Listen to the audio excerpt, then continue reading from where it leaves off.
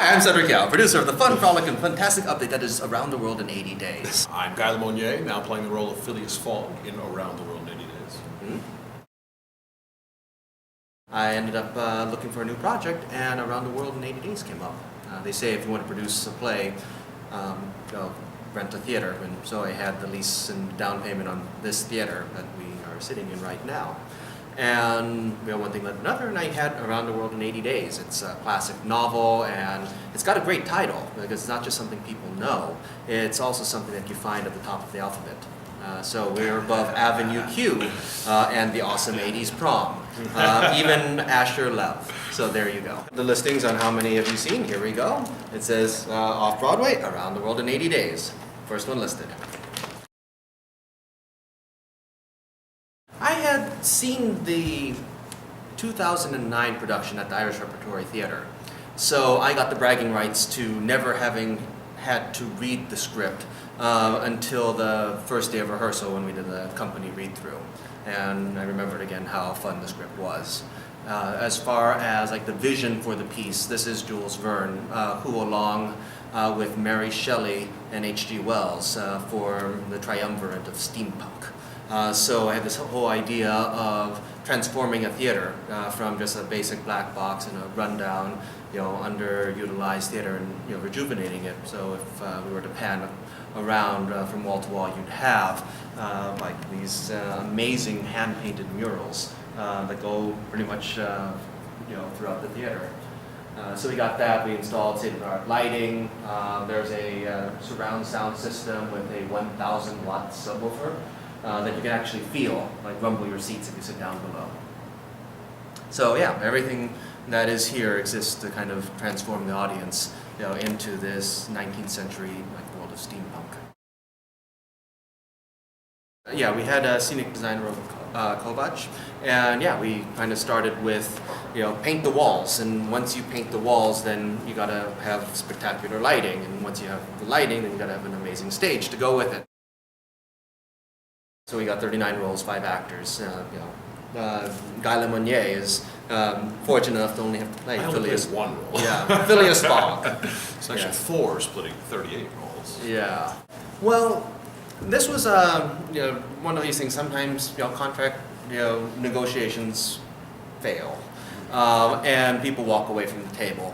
And so at that moment in time, about 3.5 weeks ago, we realized that we had to replace our fog quickly. Now, coincidentally, around that time, Guy and I were walking down to one of his rehearsals with his music group, where they were laying tracks and recording. And so, one thing led to another, and Guy had lamented that, it's like, I helped build the stage, yes, swing a hammer, and his blood and sweat literally are embedded in this stage. But he still has all 10 fingers. I have all my pennies. Yeah, as a method actor, he knows the set inside and out. He knows the world inside and out. It's amazing to be able to say that. And but he was lamenting that if you swing a hammer too long, the people think that's all you can do. And I said, listen to him. He's got an amazing voice. He's got an amazing look. And so we said, wait, he definitely could be Phileas Fogg. And then my director and part costume designer Rachel Klein was like, oh, and he fits into the costume, so you don't have to build another one. And it's like, okay, definitely, we're going to let him. Really, what it comes down to. Yeah, what it comes down to, it's like the coins. And so then we were just like, okay, well, let's let him read a couple things. Did that, and it was like, holy bleep, his fog is fog. And, that's the paraphrase Yul Brynner from the Ten Commandments. And that's, that's kind of how these things happen, is, you have somebody who's, been with you the whole time. And I've always believed that, if you're going to, loyalty and, service really belongs to the people who have, brought you to where you are, not the people who can bring you to the next level. My first play ever was 1984. I was Winston Smith, so I was crying on stage at an early age already. Strange as it was, awkward. However, I've been in New York since '99, so I've done various productions. I started I went out the first year with the Trans-Siberian Orchestra. I was with them for 8 or 9 years. I did Jekyll and Hyde on the road. I was the 8th or 9th Jekyll to go out on the road. So I've been acting for a long, long time. But of course, as actors, we are always looking for that next job that's going to feed us or pay the bills. And it was strictly through happenstance that I just kind of joined the team here. And it originally started out, I didn't have any idea what the situation was, and the current management was in need of some help. So I said, well, if it's kind of a grassroots campaign to redo the theater, I'll come in and I'll swing some hammer. I've been building houses since I was a kid. So I knew I had the skills already, and I thought I'd just give them, a helping hand. And then, boy, did it blow up, huh? Yeah. Yeah. So it turned into a total, absolute build out. We turned this entire space into a customized, nook for this incredible show that goes on. And I'm honored to slip right into the cast that's already here, which is just an absolute amazing, well-oiled machine. Touring life is a little more relaxed than, My first tour was Jekyll and Hyde. It was the first non-equity tour, the second national tour non-equity. That was probably about what I would equate this trip with, but not as nice. Good company, but it was a non-equity one-nighter tour. So, when you're doing a show like that, it can be pretty brutal. So This looks like luxury in comparison. I like Calcutta myself. Oh, Calcutta. I would say Calcutta, India. No. I would take the clever answer, and I would say that Phileas Fogg has no favorite stops because he's constantly in motion. As a matter of fact, I don't think he stops to enjoy any of the spots, really, because the goal in mind is not to vacation, but to make it to that next place. Yeah. And as soon as he gets there, he's on to the next place. So, the only time he really does stop is when he's in prison. Exactly. The 2 or 3 times that happens in the script. My favorite scenes are in Calcutta. I think that's the most entertaining aspect of the show. America's pretty fun too, but the Wild West leaves quite an impression. I would have to say Austria is pretty phenomenal, actually. Austria was like nothing I'd ever seen before. I mean, it's the cleanest place on earth.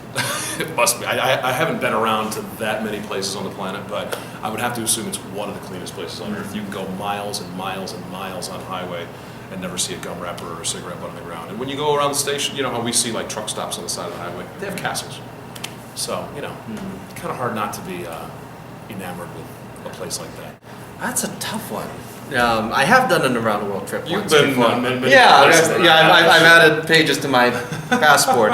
So I'm sitting here thinking, it's like, wow, I've been to a wedding. I went to a wedding in Cairo back in 2003. That was a lot of fun. Those people know how to party. They went all night. So you're surrounded by history. It's amazing when you're at the pyramids of Giza, and they set up almost like a rock concert. And it's all there's all of this like dynamic spotlights. It's set up. It's an amazing backdrop. But they color everything. And crowds, just like hundreds of thousands of people. A piece of literature at the same time. So any connection that we can for our youth or for to reconnect with old literature and old classics that. Everything else that's out nowadays has built off of those things, but yet all of these things have been forgotten. So any time that we can connect with a younger crowd and inspire them to indulge in the classics or in classic literature, you stack your deck with cast members like Stephen Garrido, John Gregorio, Jamie Ray Bennett, who are infallible.